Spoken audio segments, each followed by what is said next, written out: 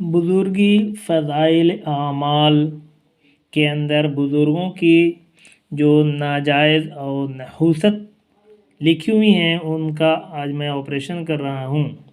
ये किताब शेखुल हदीस हज़रत मौलाना मोहम्मद ज़करिया साहब तबलीगी जमात के सरदार हैं ने लिखी है। देखिए कितने प्यारे अल्फाज लिखे हैं। सिर्फ किस्से कहानी पर डिपेंड होती हैं, लोगों की कहानी और ख्वाब पर मुश्तमिल होती हैं। एक शख्स कहते हैं कि मैं हज़रत मुमशाद दिनियोरी के पास बैठा था कि एक फ़कीर आया और कहने लगा, यहाँ कोई साफ़ जगह ऐसी है जहाँ कोई मर जाए। उन्होंने एक जगह इशारा किया जहाँ पानी का चश्मा भी था। वो उसके करीब गया, वज़ू किया और नमाज़ पढ़ी। उसके बाद वहाँ पाँव फैलाकर लेट गया और मर गया।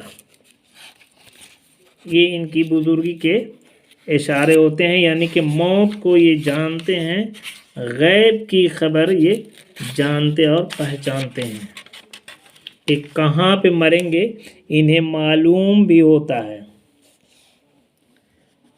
ये देखिए हज़रत मुमशाद दिनियोरी के इंतकाल के वक्त एक बुज़ुर्ग उनके पास बैठे थे। वो उनके लिए जन्नत के मिलने की दुआ करने लगे। हज़रत मुमशाद हंसे और फरमाया कि 30 बरस से जन्नत अपनी सारी जीनतों समेत मेरे सामने आती रही, मैंने एक मर्तबा भी उसको निगाह भर कर नहीं देखा, तो जन्नत के मालिक का मुश्ताक हूँ। सोच लीजिए कि ये जन्नत इनके पास पूरे सिंगार के साथ आती है। और यहाँ है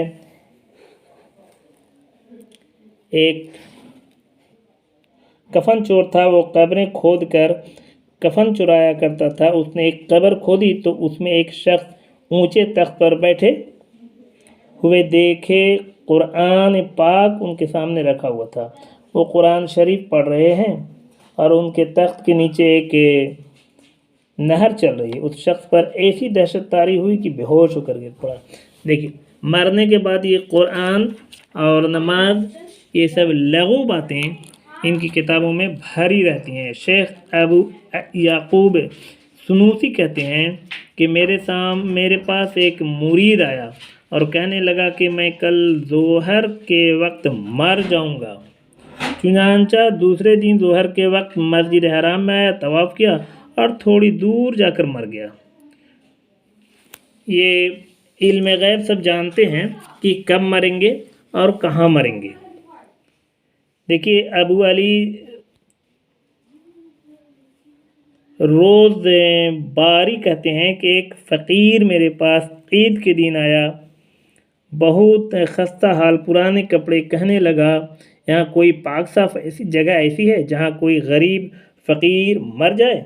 मैंने लापरवाही से लघु समझकर कह दिया कि अंदर जा और जहाँ चाहे पढ़ के मर जा।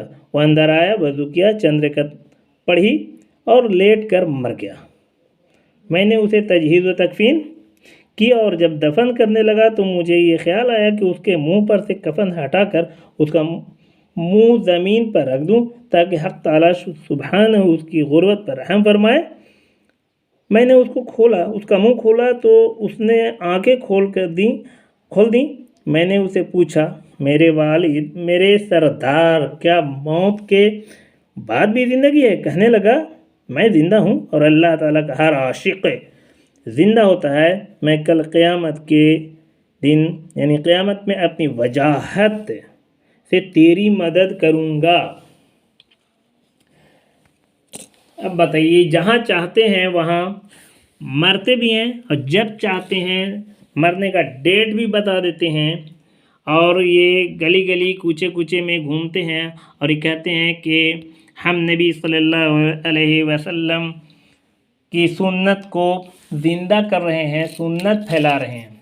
ये फैज़ुल अमाल किताब का मैंने फ़ोटो साफ लफ्ज़ों में दे दिया है। आप कहीं भी बाज़ार में देख सकते हैं, ख़रीद सकते हैं, ले सकते हैं। ये हमारे पास है।